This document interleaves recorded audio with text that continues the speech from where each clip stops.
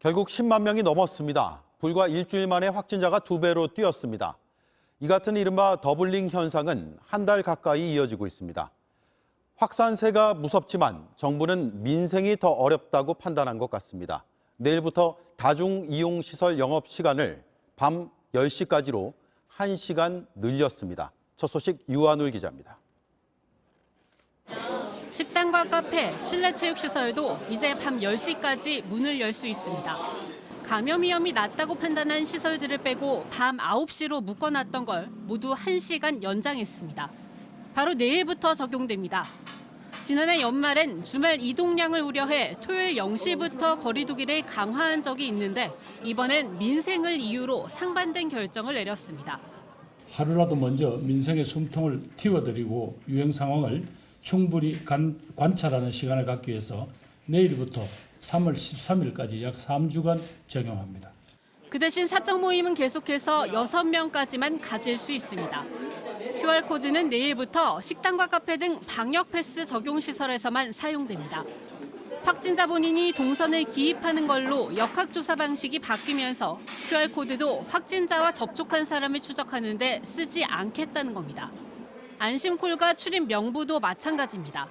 따라서 식당과 카페, 노래방 등에 갈 때는 접종 여부를 알리기 위해 QR을 찍어야 하지만 백화점이나 마트에는 별다른 절차 없이 들어갈 수 있습니다.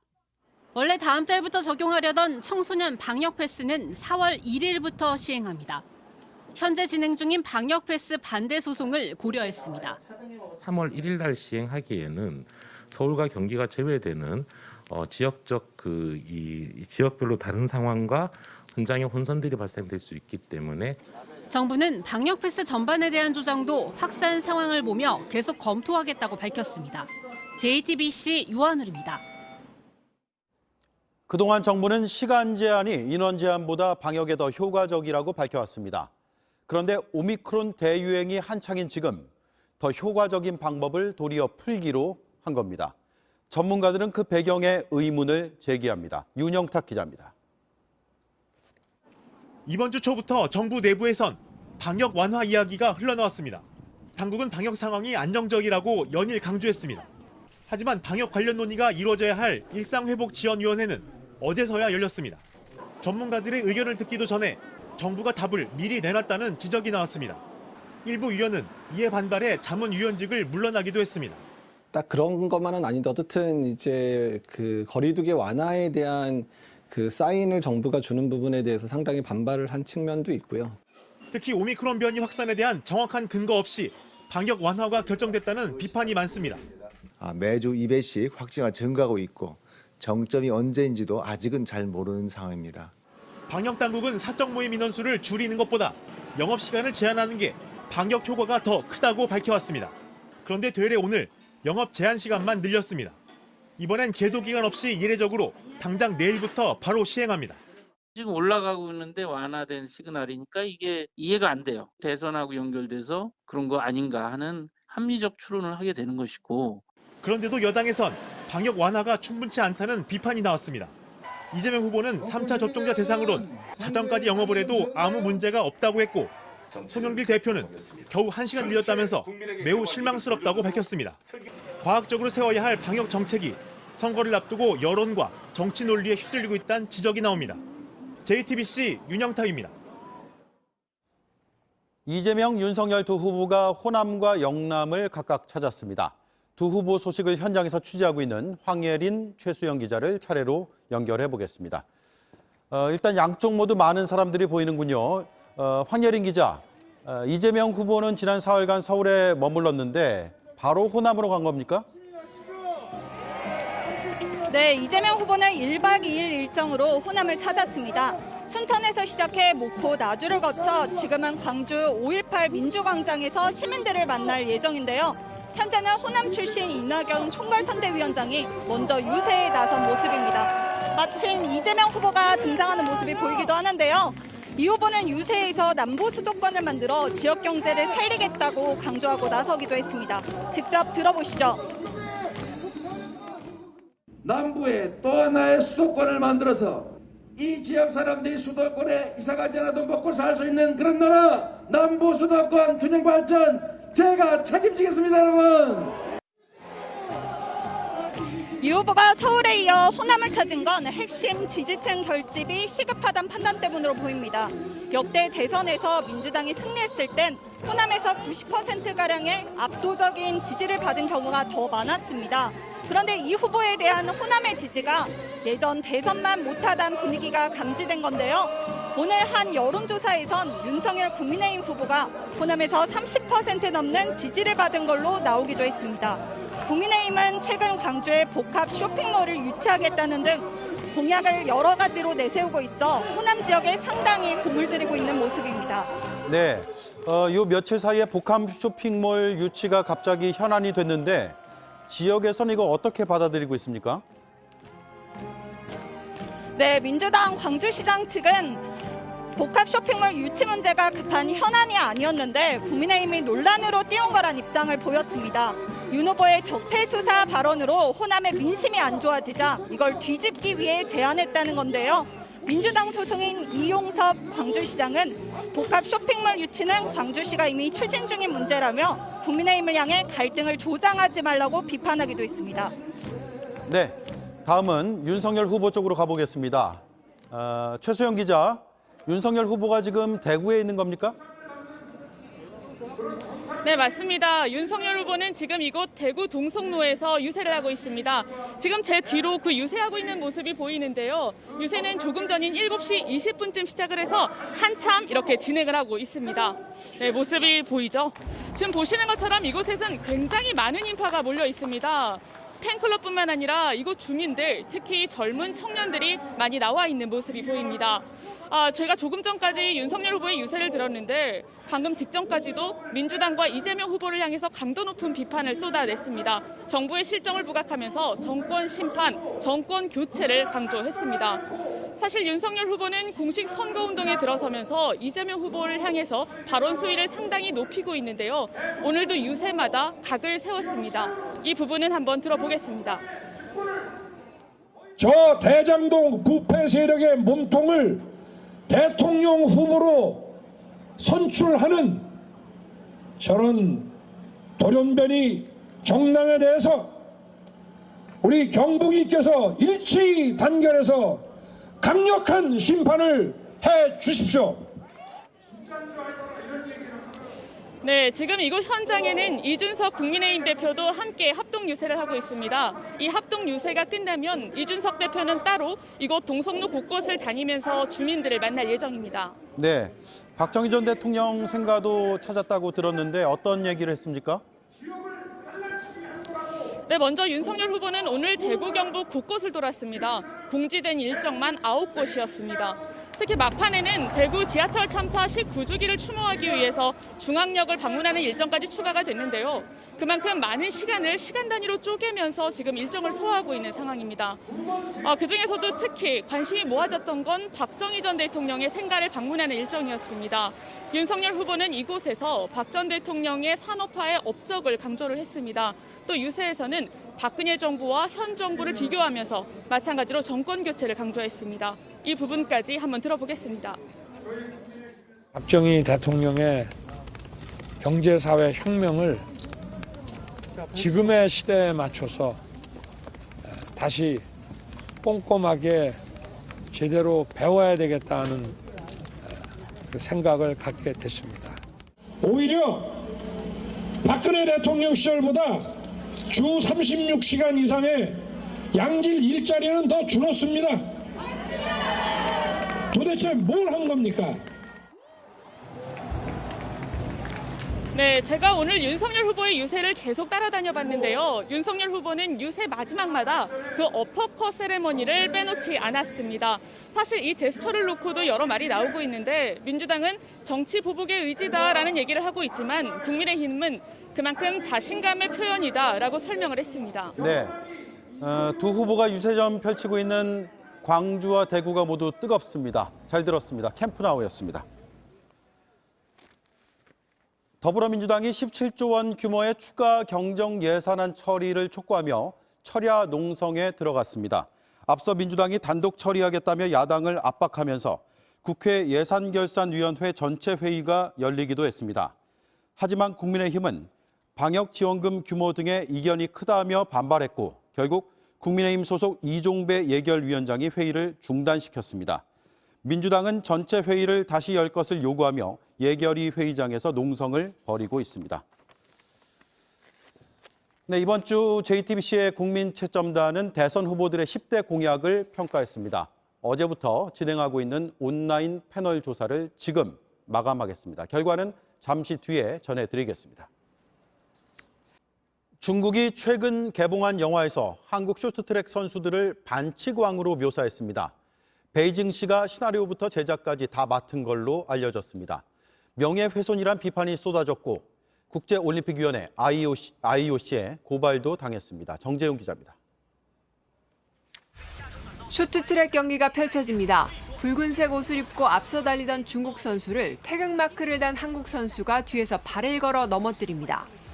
최근 중국이 개봉한 나라라 빙판 위에 빛이란 영화의 한 장면입니다. 배달기사로 일하던 중국 소년이 전 국가대표였던 어머니의 영향을 받아 쇼트트랙 선수로 거듭나는 내용입니다. 주인공은 맹훈련을 한 뒤 국가대표가 돼 국제대회에 출전합니다. 그런데 이 영화에선 한국 선수가 주인공의 발을 걸어 넘어뜨리고 스케이트 날로 눈을 다치게 하는 등 반치광으로 나옵니다. 이 영화는 중국 베이징시 당국이 시나리오 작성부터 제작까지 총괄한 걸로 알려져 있습니다.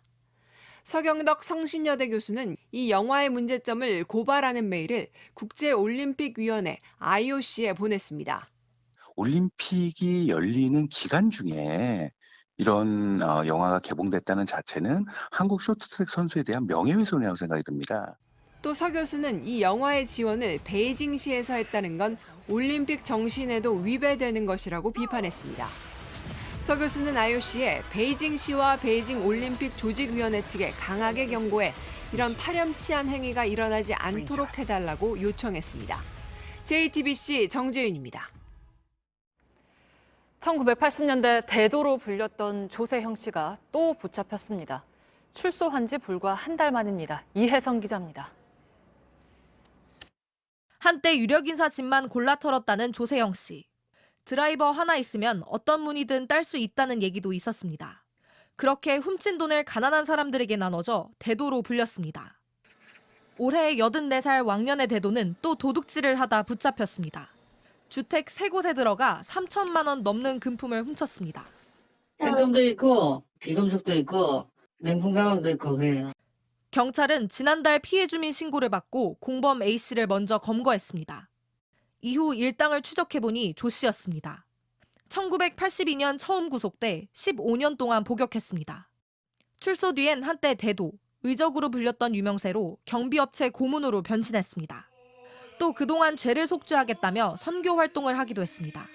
하지만 2001년 일본 도쿄에서 빈집을 털다 붙잡혔고 돈 몇만 원을 훔치다 구속되기도 했습니다. 선교 활동을 지금 계속 하고 있습니다. 근데 사무실에 없는 상태에서 도저히 비용을 만들 수가 없어가지고 결국 어리석은 짓을 한 거예요. 경찰이 영장을 신청하면서 조 씨는 이제 17번째 구속 위기를 맞았습니다. JTBC 이혜선입니다. 에어컨 부품을 만드는 공장에서 노동자 16명이 독성 물질에 급성 중독됐습니다.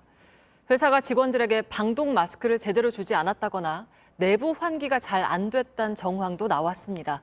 정부는 중대재해처벌법 위반 여부를 들여다보고 있습니다. 배승주 기자입니다. 에어컨 부품 제조 공장에 고용노동부 조사관들이 압수수색을 벌입니다. 이곳에서 노동자 16명이 독성 물질에 중독됐습니다. 어떤 것 중점적으로 비사실라서 나중에 한번 말씀드리겠습니다. 에어컨에 쓰이는 동파이프는 기름 성분이 많이 묻어 세척제로 씻어냅니다. 2달 전쯤 세척 업무를 담당하는 노동자가 몸에 이상을 느껴 병원을 찾았습니다. 그런데 몸에서 트리클로로메탄이 검출돼 병원에서 신고했습니다. 트리클로로메탄은 무색의 휘발성 액체로 주로 호흡기를 통해 흡수되는데 간을 손상시킵니다. 고용노동부가 현장 노동자 71명 전원을 검사한 결과 16명이 급성 중독됐습니다. 회사에서는 200이 조금 넘었다 했는데 정상 수치가 30에서 40이라더라고요. 업체 측은 자신들도 피해자란 입장입니다. 지난해 12월부터 정부에서 권고한 세척제 디클로로에틸렌을 사용했을 뿐이라는 겁니다. 유통업체를 통해 구입했는데 엉뚱하게도 독성 물질인 트리클로로메탄이 검출됐다고 주장했습니다. 저희는 유통업체로부터 이 물질을 공급받았을 뿐입니다. 저희가 성분 분석을 할 수 있는 그런 여건이 되지는 않는 회사입니다. 노동부는 제조업체에 작업 중지 명령을 내리고 대표이사 등을 산업안전보건법 위반 혐의로 입건했습니다. 또 세척제 제조사와 유통업체도 조사 중입니다. 특히 유통업체의 경우 회사 문도 닫고 연락이 닿지 않고 있어 강제 수사를 검토 중입니다. JTBC 배승주입니다. 양육비를 주지 않는 부모의 신상을 공개하는 웹사이트가 다시 문을 열었습니다. 이미 사이트 운영자가 명예훼손 혐의로 유죄 판결을 받았는데 사이트 이름을 바꿔서 몇 달 만에 다시 연 겁니다. 이승환 기자입니다. 11년 넘게 두 남매를 혼자서 키워온 A씨. 돈도 벌어야지 애들 먹이고 유치원은 보내야 되지. 갔다 와서 아프면 또 둘 다 같이 병원에 입원할 때는 하루에 2시간 잤어요. 이혼한 전 남편은 1억 3천만 원에 달하는 양육비를 주지 않았습니다. 여성가족부 홈페이지에 신상도 공개됐지만 달라진 건 없었습니다. 상세 주소도 안 나와 있고 얼굴까지도 안 나와 있고 이거는 무용지물이라고 저는 생각해요. 양육비 미지급 문제 약 1,000건을 해결하고 스스로 문을 닫았던 배드파더스 사이트가 다시 운영을 시작했습니다. 성차별 논란을 없애기 위해 사이트 이름은 양육비 안 주는 사람들로 바꿨습니다. 3년 전에 처음에 그 신상 공개 사이트가 나올 때 법적 처벌을 감수하고라도 양육비 미지급의 문제를 해결하겠다고 한 거잖아요. 그래서 그 취지대로. 구 씨에 따르면 양육비 미지급으로 피해를 보고 있는 아이들은 100만여 명. 하지만 지난해 7월 양육비 이행법 시행 이후 신상이 공개된 양육비 미지급자는 2명입니다. 이들의 신상을 공개하려면 먼저 법원의 감치 명령을 받아야 하는데 피해자들이 소송에 나서야 합니다. 양육비 미지급자들 중에 72%가 실거주지가 불분명해요. 양육비 이행법의 처벌이 이 양육비 미지급자 72%에게는 속수무책인 겁니다. 구 씨는 28번 고소를 당하고 항소심에서 명예훼손 혐의로 유죄 판결까지 받았습니다. 3심이 진행 중이지만 아이들 생존권을 포기할 수 없다고 말합니다. 사이트를 다시 연 첫날이지만 하루빨리 폐쇄되길 바랍니다. 모든 양육자들이 법을 통해서 양육비를 받을 수 있게 되면 이 사이트는 당연히 없어져야 되고요. JTBC 이승환입니다. 초강력 사이클론이 강타한 아프리카의 섬나라 마다가스카르가 극심한 식량난을 겪고 있습니다. 저희 취재진이 참담한 상황이 담긴 영상을 입수하고 현지 이야기를 들어봤습니다. 신진 기자입니다. 초강력 사이클론 바치라이가 휩쓸고 간 자리. 마다가스카르 주민 사비나의 집은 뼈대만 남았습니다. 가까스로 몸은 피했지만 삶의 터전을 잃었습니다. 살림살이가 모두 휩쓸려가 남은 건 깨진 그릇들 몇 개뿐입니다. 구호 활동을 하고 있는 UN 세계식량계획 파스칼리나 디시리오 사무소장은 JTBC와의 인터뷰에서 20만 명이 이런 상황에 놓여 있다고 전했습니다. All the houses and buildings, they are without roofs. The roofs they have gone, and even the shelter for the people, they could not resist. They have been destroyed. 피란민들은 쌀밥에 국물만 먹으며 버티고 있습니다. 논밭이 물에 잠기고 나무들이 뿌리채 뽑히면서 바닐라 등 수출 특산품들도 재배할 수 없게 됐습니다. The cyclone has eat all the livelihoods of the people. Avocado tree, lychee tree, mango tree, everything has gone down. And it takes years also to recover this. 문제는 이번이 끝이 아니라는 겁니다. We still have another 6 cyclones on the way. The prediction is that the situation in food security will be becoming worse and worse. 마다가스카르를 도와온 5대 공여국 중 한 곳인 우리 정부도 이번 폭풍 복구 지원에 나섰습니다. JTBC 신진입니다. 이 문서는 대장동 의혹이 불거지기 전인 2020년 10월 대장동 3인방의 대화가 담긴 녹취록입니다. 실소유주 논란이 끊이지 않는 천화동인 1호에 대한 내용, 사업 경비를 어떻게 나눠서 부담할지를 논의하는 내용, 그 밖에 여러 대화들이 담겼습니다. 저희가 입수한 검찰 수사 기록과 17개의 녹취록을 자세히 전해드립니다. 봉지욱 기자입니다. 대장동 개발 특혜 의혹이 불거지기 약 1년 전인 2020년 10월 30일 밤 9시 30분 김만배, 정영학, 유동규 세 사람이 경기도 분당의 한 노래 주점에서 만났습니다. 정영학 회계사가 이날 대화를 녹음해 검찰에 제출한 녹취록입니다. 모두 71쪽. 검찰의 이해를 돕기 위해 정 씨가 꼼꼼히 첨삭도 했습니다. 이날 비밀회동은 사업 경비 수백억 원을 어떻게 분담할지를 논의한 자리였습니다. 대장동팀 총 수익은 5,300억 원, 화천대유 직원 16명에게 돌아갈 성과급도 280억 원이라고 나옵니다. 그런데 유동규 전 성남도시개발공사 본부장이 화천대유 직원을 뜻하는 사공이 너무 많아졌다며 문제를 제기합니다. 그러면서 비밀이 지켜졌어야 하는데 그러지 못해 두고두고 후환이 될 거라 말합니다. 이에 김만배 회장은 천화동인 1호는 남들은 다 네 걸로 안다면서 내 것은 아니란 걸 안다고 되받습니다. 1,200억 원이 넘는 수익을 올린 천화동인 1호. 김 씨가 스스로 주인이 아니라고 밝힌 겁니다. 그러자 유동규 본부장은 이거는 유동규 몫으로 해놨다고 이렇게 얘기하지 않는 다음에야 그럴 수가 없다며 불만을 토로합니다. 김만배 회장은 다시 내 것인 줄 아무도 모른다며 말을 바꿉니다. 유 본부장은 계속 조심해야 한다고 거듭 강조했고 정영학 회계사는 회사는 조용하고 통제가 잘 되고 있다며 안심시킵니다. 유 본부장은 그러나 사실은 암호 같은 것이라며 국정원에서 군불이 나오기 시작할 것이고 옵티머스 사건처럼 불꽃이 나오면 누구도 못 막는다고 말합니다. 사건 1년 전에 이미 누군가 비리 사실을 포착할 것이라고 예측한 겁니다.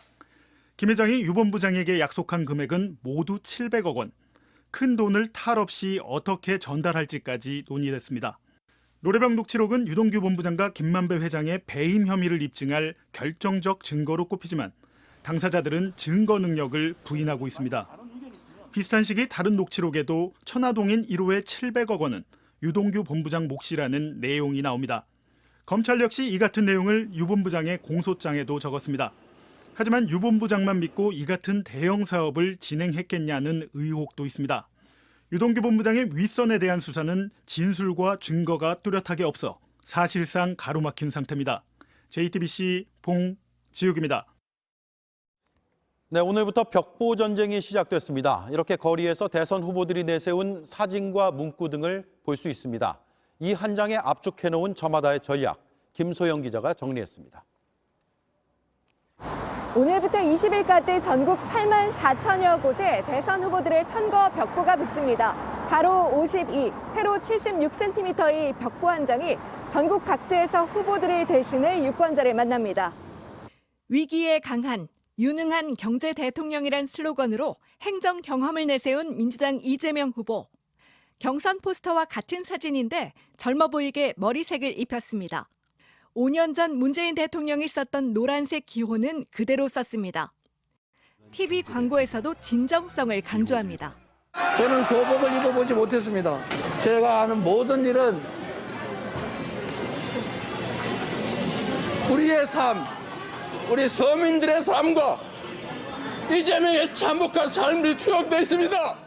국민의힘 윤석열 후보의 벽보, 당을 상징하는 붉은색은 기호에만 들어 있습니다. 국민 화합을 염두에 둬 당의 색은 덜어냈다는 게 선대본부의 설명입니다. 국민이 키운 윤석열이란 문구를 후보의 머리 위로 올려 권력의 주인이 국민임을 강조했습니다. TV 광고에서 아이가 먼저 나오는 것도 같은 맥락입니다. 세상에 혼자 크는 사람은 없습니다. 누군가의 믿음과 응원으로 우리 모두는 성장합니다. 윤석열은 국민께서 키워주셨습니다. 정의당 심상정 후보는 기후위기 극복을 상징하는 녹색 옷을 입었습니다. 측면 사진을 썼던 5년 전과 달리 정면 사진으로 자신감을 표현했습니다. 양력도 다 빼고 주 4일째 복지국가란 핵심 공약만 강조했습니다. 바르고 깨끗한이란 수식어로 도덕성을 강조한 국민의당 안철수 후보. 지난 대선 때와는 확 달라진 머리 모양과 표정으로 올곧은 이미지를 선보였습니다. 후보의 컨텐츠를 제공하는 이른바 안플릭스로 연결되는 QR코드도 넣어 차별화에 나섰습니다. JTBC 김소현입니다. 네, 공식 선거운동 시작하자마자 비방전이 가열되고 있습니다. 대규모 현장 유세에 대한 방역 우려도 고개를 들고 있습니다. 임종주 전문위원이 나와 있습니다. 자, 오늘 선거운동 나흘째인데 네. 비방전, 거친 말 계속 나오고 있습니다. 네, 유세장 발언이 망언과 폭언 논란으로 번지고 있는 상황입니다. 이재명 후보 측은 주술사, 검찰 왕국 이 같은 표현을 쏟아내며 윤석열 후보를 겨냥했고요. 예. 윤 후보 측은 히틀러, 공산주의자 이런 원색적 비난으로 맞받았죠. 민주당이 망언을 넘어 폭언 수준이라고 반발하고 나서면서 비방전이 가열되고 있습니다. 예. 오늘 유세도 별반 다르지 않았는데요. 현장 모습 잠깐 보실까요?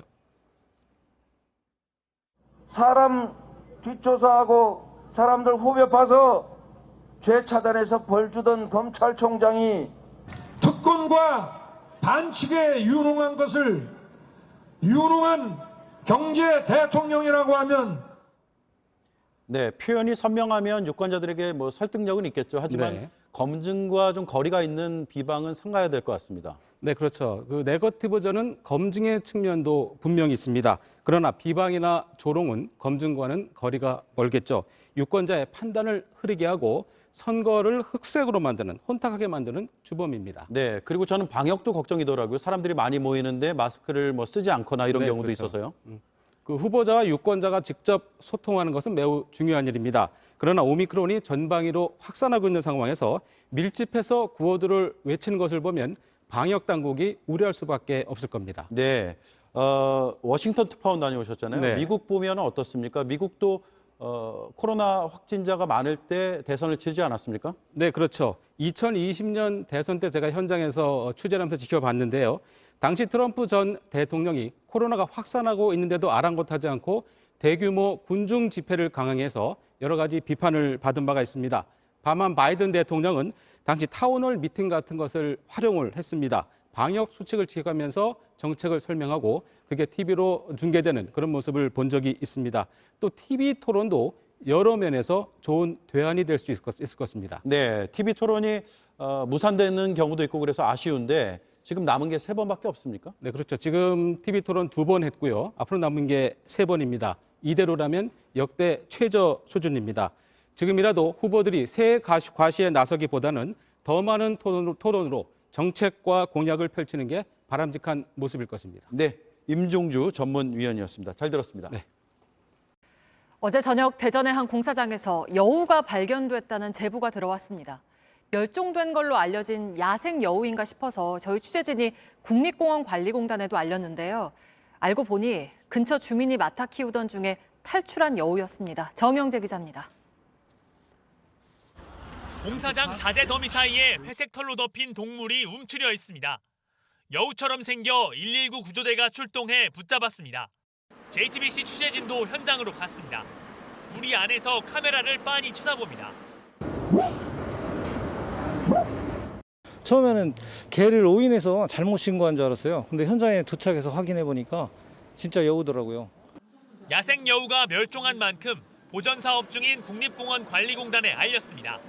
여우 보전센터가 관리하는 토종 여우는 소백산에 방사된 80마리 등 모두 150마리입니다. 이들의 위치 신호로 봤을 때 대전에 있는 여우는 없었습니다. 그 후손일 가능성이 있어 이날 저녁 국립공원관리공단이 대전으로 와 데려갔습니다. 검사한 결과 2년 된 암컷 붉은 여우로 확인됐습니다. 취재진이 여우가 처음 발견됐던 곳으로 가봤습니다. 싸납지가 않고 그냥 가만히 사람만 쳐다보고 있고 꺼내는데도 막 그런 것도 없고 그러니까 손 탄 것 같더라고. 주변을 돌아봤더니 여우를 밤새 찾아다녔다는 사람을 만날 수 있었습니다. 여우 놀이터와 먹다 남은 달걀도 있습니다. CCTV를 돌려봤더니 밖으로 뛰쳐나가는 모습이 찍혔습니다. 천장 틈으로 반대편 창고로 넘어간 뒤 달아난 겁니다.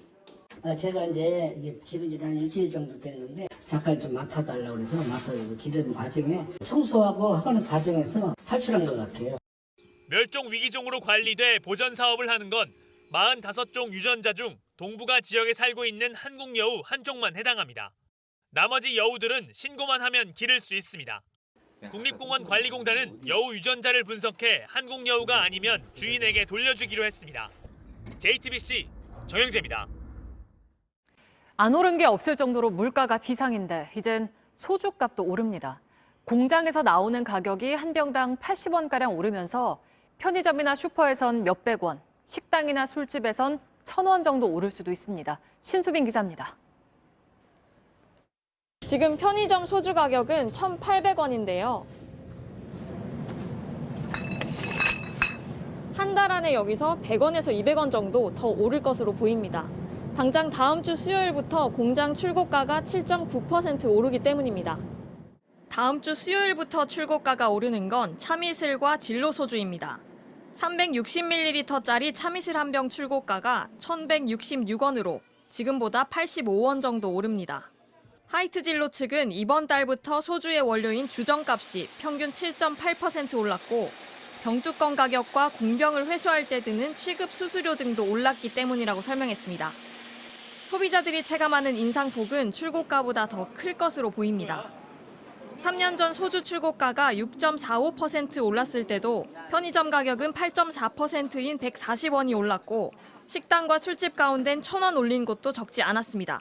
원가율이 도시급에서 이상적으로 보는 게 한 25%, 30%거든요. 소주가 300원이 올랐다 그러면 1,000원 정도가 올라가는 게 맞는 거기도 한데 시민들은 오른 가격이 부담스럽다는 반응입니다. 지금 4,000원인데 더 오르면 5,000원이면 이제 두 병 먹으면 10,000원이니까 아무래도 가격 부담도 심하고 많이 비싸다라고 생각해요. 4,000원씩 받는데 1,000원 올리면 5,000원이잖아.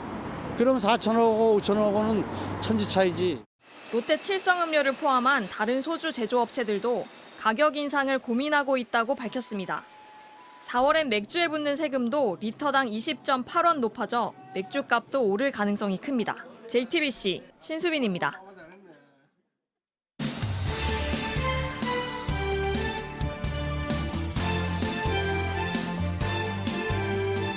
뉴스튜디오의 신문 이야기 백브리핑 시작합니다. 첫 번째 브리핑, 맞춤형 연설입니다. 여야 대선 후보들 전국 곳곳을 다니며 이 맞춤형 연설을 선보이고 있는데요. 이 대표적인 게 사투리죠. 호남을 찾은 이재명 민주당 후보입니다. 여러분, 우리 거시기 해볼죠? 거시기 해보자! 거시기 해보자! 거시기 해보자! 감사합니다. 호남에 이 거시기가 있다면 영남엔 또 이런 표현이 있죠. 이 대구를 찾은 윤석열 국민의힘 후보입니다.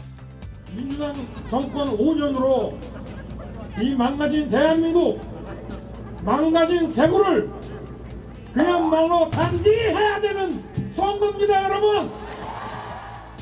아무래도 두 후보 각각 안동 또 이 서울 출신이다 보니 다른 지역 사투리가 썩 자연스럽진 않네요. 그럴 때는 네이티브, 특히 이 지역에서 잘 알려진 사람의 도움을 받아야겠죠. 이재명 후보는 삼선 무안군수 출신 서삼석 의원이 등판했습니다. 아가 오늘은 학교 안 가냐? 아버지 오늘은 왜 노인당 안 가셨어? 그러니까. 아니 면사무소에서 코로나 때문에 오지 말아 한다. 어찌 왔었구나.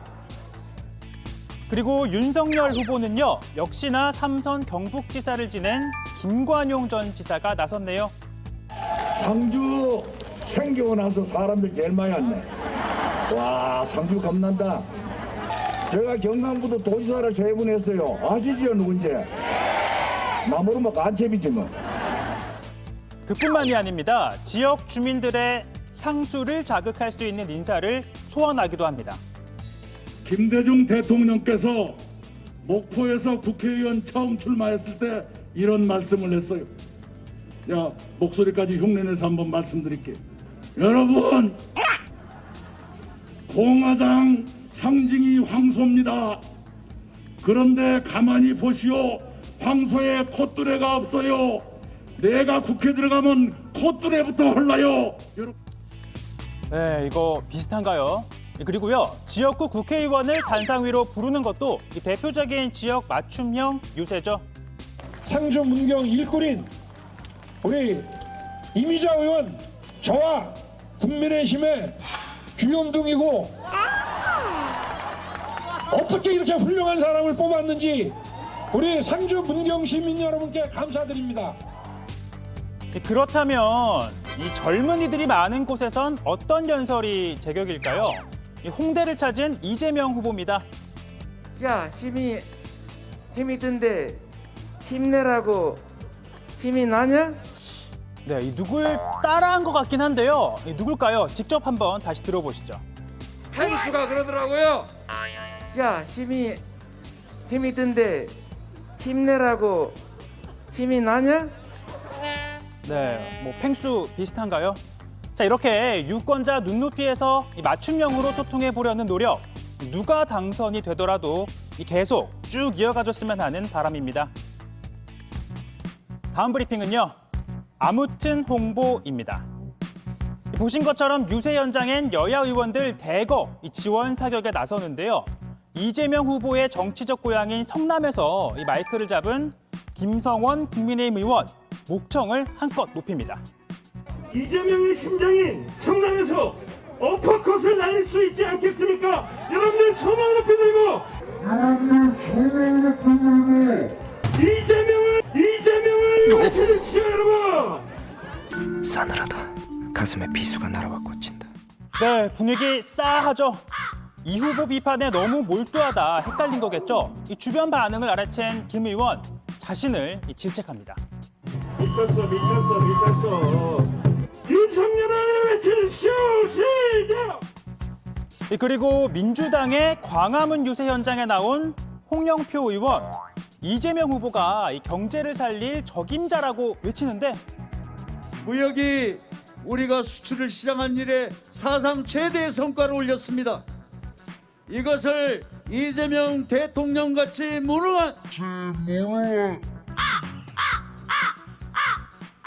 유능한 경제 대통령이 되어서 곧바로 바로잡긴 했지만 정말 아찔한 말실수이긴 하네요. 그리고 유세뿐만 아니라 지역 곳곳에 내걸리는 현수막이나 피켓을 둘러싼 해프닝도 있는데요. 보이시나요? 축 처진 이재명 후보의 현수막. 이를 본 손혜원 전 의원이 지역구 국회의원을 혼내달라고 했고 얼마 지나지 않아 다시 팽팽하게 걸렸다고 합니다. 그리고 지금 보시는 이 사진, 윤석열 후보의 이 피켓을 든 선거 운동원들인데 네, 열석윤? 네, 순서가 바뀌었죠.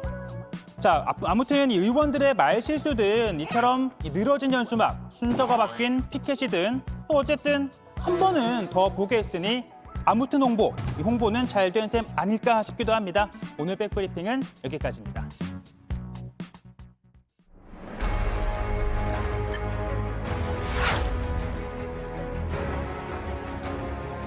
여성가족부 폐지에 이어 검찰 개혁을 완수하겠다는 주 4일제 시대를 열겠다고. 연금 개혁을 주장하면서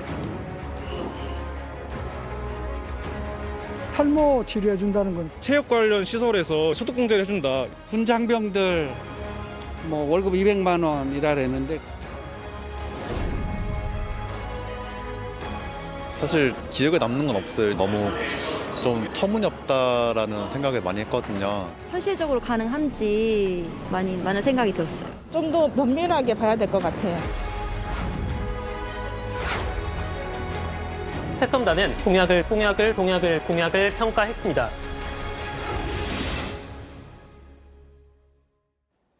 네, 국민 채점단. 오늘은 대선 후보의 10대 공약을 평가했습니다. 후보들이 선거관리위원회에 공약을 10가지씩 냈습니다. 온라인 패널 약 1000명이 어제부터 조금 전까지 점수를 매겼습니다. 그 결과를 지금 공개합니다.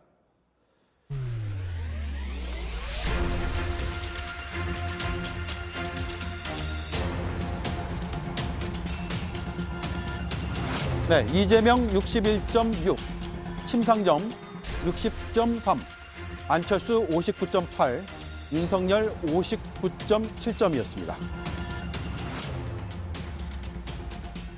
네, 점수 차이가 2점 정도밖에 나지 않았습니다. 이 점수의 의미를 민심연구소 연결해서 자세히 짚어보겠습니다. 최승훈 기자, 10대 공약이 그러니까 종합평가가 되는 셈인데 역시나 점수 차이가 크진 않았습니다. 네, 10대 공약은 후보들이 대표 상품처럼 내놓은 건데요. 채점단이 공약 사이에 큰 차이를 느끼지는 못하고 있는 걸로 보입니다. 다만 돌봄과 복지를 늘리겠다는 공약엔 관심이 높은 편이었는데요. 먼저 이재명 후보는 돌봄에 대한 국가의 책임을 강화하겠다고 약속했습니다. 어르신과 환자, 아동 등을 위해 돌봄 서비스와 각종 수당, 연금을 늘리겠다는 겁니다. 이 후보가 낸 10대 공약 가운데 선호도가 가장 높았습니다. 윤석열 후보는 출산 준비부터 산후조리, 양육까지 국가의 책임을 강화하겠다고 공약했고요. 심상정 안철수 후보도 요람에서 무덤까지 돌봄이나 복지를 보장하겠다고 약속했습니다. 예, 이번 대선이 2030 세대가 열세를 쥐고 있다 이런 분석을 우리도 많이 했는데 청년 세대는 어떤 공약에 관심을 나타냈을까요? 네, 2030 세대는 공정과 정의를 이루겠다는 공약에 큰 관심을 보였습니다. 심상정 후보는 특권과 부패가 없는 정의로운 나라를 약속했고요. 10대 공약 가운데 선호도도 가장 높았습니다. 윤석열 후보는 공정한 사회와 여성가족부 폐지를 공약했는데요. 이 또한 선호도가 가장 높았습니다.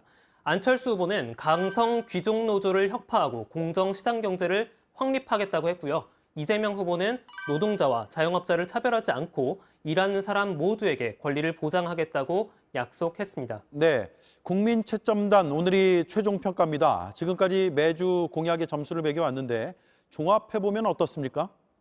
네, 지금까지 12가지 주제로 공약을 평가했습니다. 평균을 내봤더니요. 이렇게 이재명 후보가 58.7점으로 조금 앞섰고요. 윤석열, 안철수, 심상정 후보가 뒤를 이었습니다. 10대 공약 평가와 마찬가지로 점수 차이는 2점 정도밖에 나지 않았는데요. 국민 채점단은 후보들의 공약을 객관적으로 평가해서 유권자의 선택을 돕고자 기획한 코너였습니다. 그런데 보신 것처럼 채점단의 평가는 냉정했습니다. 평균 점수가 60점에도 미치지 못했고요. 순위를 매기는 게 의미가 없을 정도로 점수 차이도 크지 않았습니다. 후보들이 경쟁적으로 공약을 쏟아내긴 했지만 어느 후보도 확실히 차별화된 공약을 선보이진 못했다고 채점단은 평가한 겁니다. 네, 제대로 된 공약 경쟁이 이루어지지 못한 걸로 봐야겠는데 이제 대선이 19일 남았습니다. 투표율이 중요할 것 같습니다. 네, 맞습니다. 국민채점단의 마지막 질문입니다. 3월 9일 대통령 선거에 투표할 의향이 있는지 물어봤는데요. 반드시 투표하겠다는 응답이 66.6%로 되도록 투표하겠다는 응답은 또 21.1%로 나왔습니다. 그러니까 국민 10명 중 8명은 대통령을 내 손으로 뽑겠다고 답한 겁니다. 지난 2017년 대선 투표율 77.2%를 넘어서는 결과가 나올지 주목됩니다. 네, 공약 경쟁이 치열하지 않았지만 최승훈 기자는 지난 11월 달부터 석 달간 공약 평가를 이어왔습니다. 고생 많았습니다. 민심연구소였습니다. 절기상 우수인 내일도 추위가 주춤하겠습니다. 다만 남부지방을 중심으로 비나 눈 소식이 있습니다. 모레 일요일부터 다음 주 중반까지는 올겨울 막바지 추위가 찾아올 거란 예보입니다. 네, 다음 주 월요일에 대선 후보 TV 토론이 있습니다. 저희 JTBC도 8시부터 중계를 합니다. 그래서 뉴스룸은 저녁 7시에 앞당겨 방송됩니다. 주말 편안히 보내시기 바랍니다. 고맙습니다.